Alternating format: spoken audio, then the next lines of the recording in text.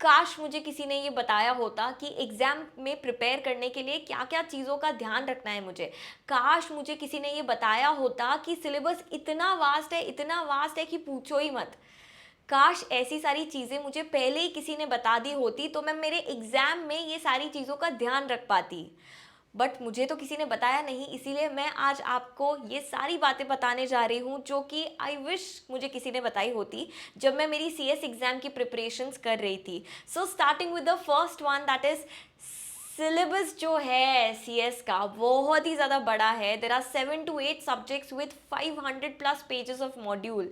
Obviously module हमें पढ़नी नहीं पड़ती है पूरी की पूरी, लेकिन उसमें बहुत सारी ऐसी इंपॉर्टेंट चीज़ें हैं जो हमें याद करनी पड़ती है, जो हमें समझना पड़ता है। Yes, so the syllabus is huge huge and huge, it's very vast. तो इसीलिए अगर आप स्टार्टिंग से प्रिपरेशन चालू करते हैं तभी जाके आप एंड तक कंप्लीट कर पाओगे, नहीं तो सारी चीज़ें कवर करना थोड़ा मुश्किल हो जाएगा, सारे ग्रुप्स एक साथ देना थोड़ा मुश्किल हो जाएगा, सारे सब्जेक्ट्स एक साथ पढ़ना थोड़ा मुश्किल हो जाएगा। इसीलिए हमेशा याद रखिए कि क्योंकि सिलेबस बहुत ज़्यादा वास्ट है तो स्टार्टिंग से ही प्रिपरेशन करना ना भूलें। Second is smart work is more important than hard work. काश मुझे किसी ने ये बताया होता कि यहाँ पर मेहनत मेहनत मेहनत सिर्फ मेहनत ही नहीं करनी है बल्कि स्मार्ट वर्क भी करना है। कुछ ऐसी चीज़ें हैं जो इम्पोर्टेंट नहीं है वो आप स्किप कर सकते हो, कुछ ऐसी चीज़ें हैं जिसका इतना वेटेज नहीं है आप स्किप कर सकते हो, कुछ ऐसे चैप्टर्स है जो कभी पूछे ही नहीं जाते उसको आप स्किप कर सकते हो।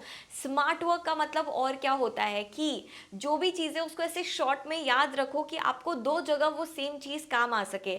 जैसे अगर कंपनी लॉ के अंदर वुमेन डायरेक्टर कैसे अपॉइंट किया जाता है या फॉरेन कंपनी क्या होती है, वो सेम चीज़ आपको हो सकता है एसबीसी में भी कहीं काम आ जाए। तो उस हिसाब से पढ़ो कि आपको दोनों जगह वो चीज़ काम आ सके। Smart work is more important than hard work. Third is syllabus completion. हम लोग एज स्टूडेंट्स सिलेबस कंप्लीट करने के पीछे भागते रहते हैं, कई बार हमारे बहुत सारे बैकलॉग्स रह जाते हैं, बहुत बार हम लोग वीडियो लेक्चर्स पूरे देख नहीं पाते, बहुत बार हम लोग सारी क्लासेस अटेंड नहीं कर पाते। लेकिन याद रखने की चीज़ यहाँ पर ये है कि सिलेबस कंप्लीशन इंपॉर्टेंट नहीं है सीएस एग्जाम्स क्लियर करने के लिए, बल्कि सिलेबस कितना हमें याद है ये ज़्यादा ज़रूरी है। सो syllabus retention is more important than syllabus completion. Complete करने पे फोकस ना करें, ज़्यादा बार उसको रिवाइज करने में, उसको रिकॉल करने में फोकस करें। जितनी ज़्यादा बार आप कोई चीज़ को रिवाइज करोगे उतनी ज़्यादा समय तक आप वो चीज़ को याद रख पाओगे। The fourth one is self study will save you, trust me on this. कितनी भी बार आपने लेक्चर्स क्यों ना देख लिए हो, लेकिन जब तक आप खुद से नहीं पढ़ोगे, जब तक आप खुद से रिवाइज नहीं करोगे, जब तक आप खुद से पेपर सॉल्व नहीं करोगे, ये कोई भी चीज़ काम की नहीं है। जितना भी आपको समझ गया एक बार में वो समझ गया, लेकिन अल्टीमेटली सेल्फ स्टडी ही आपको सेव करने वाली है, ये एग्जाम्स क्रैक करने के लिए हेल्प करने वाली है।